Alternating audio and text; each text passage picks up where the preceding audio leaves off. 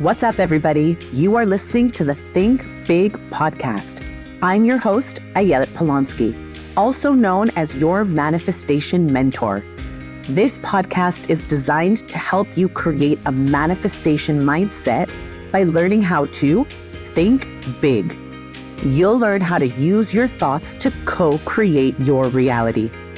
Let's get into today's episode. Think back to when you were a child. Did you ever have someone you love criticize or reject you? Did a parent ever lose their patience and say things like, "I just don't have time for you right now," or "When will you ever learn?" or "Why can't you be more like your sister? Look how well behaved she is." What ends up happening is, because children strive to impress their caretakers, when the person who is supposed to care for them denies or rejects them, the child sends a part of themselves into an inner basement called shame. That basement of shame is filled with parts of us that internal family systems therapy calls our exiled parts. In other words, the parts of us that we don't like, we send into exile.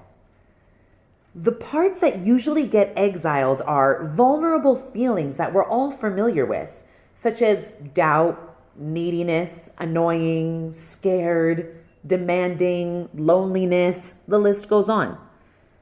And as adults, when we don't deal with those exiled parts in a healthy way, what gets expressed externally out of fear of being seen as vulnerable is toughness, selfishness, criticism, defensiveness, etc. Our exiled parts get formed when our caretakers or when traumatic experiences teach us that being vulnerable isn't safe.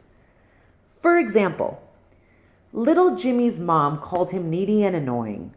His mother was critical and impatient with him.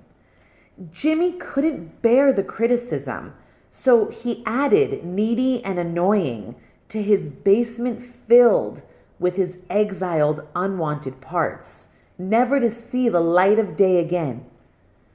But because the basement exists inside of Jimmy, those parts didn't actually go anywhere.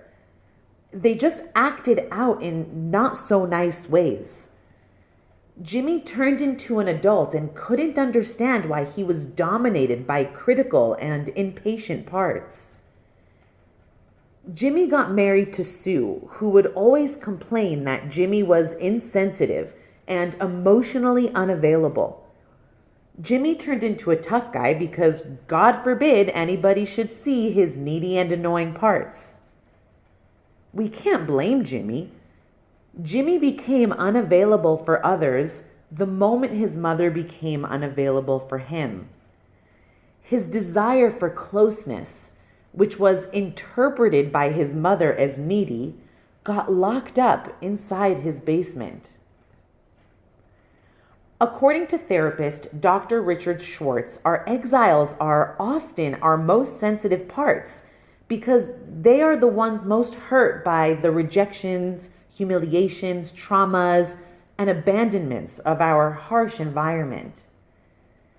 Each and every one of us has a 5-year-old self locked up in our inner basement.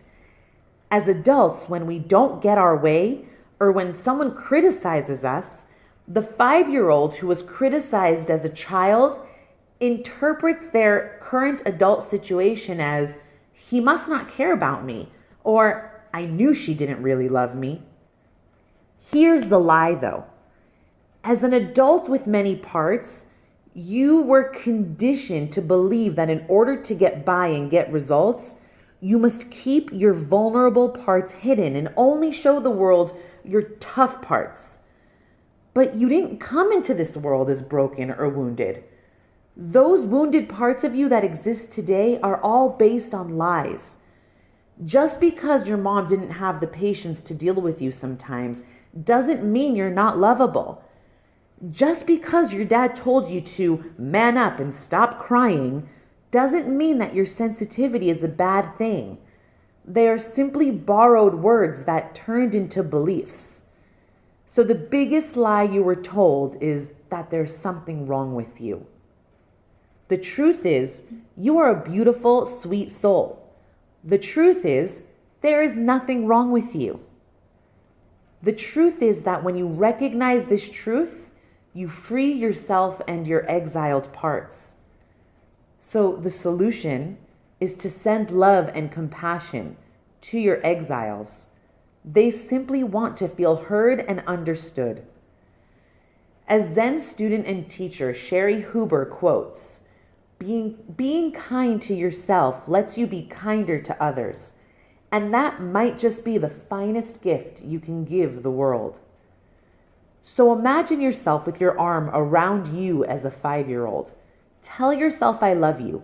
Say it again and again, as many times as you need, until you feel a sense of warmth and relief come over you. And do this whenever you feel the lie that there is something wrong with you try to convince you that it's true. Let me know how it goes. Sharing is caring, so if you liked what you heard, pay it forward. And as always, happy manifesting.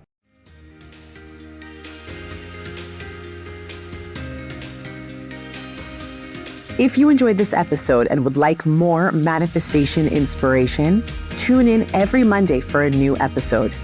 Be sure to subscribe so that you don't miss out on an episode.